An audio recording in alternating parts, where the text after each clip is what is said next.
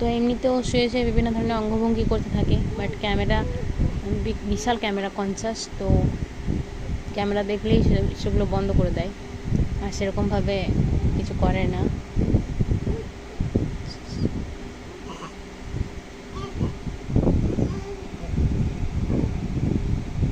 তো এখন ওকে আমি ওর অজান্তেই ভিডিওটা করছি, কারণ বললাম ও প্রচণ্ড পরিমাণে ক্যামেরা কনসাস।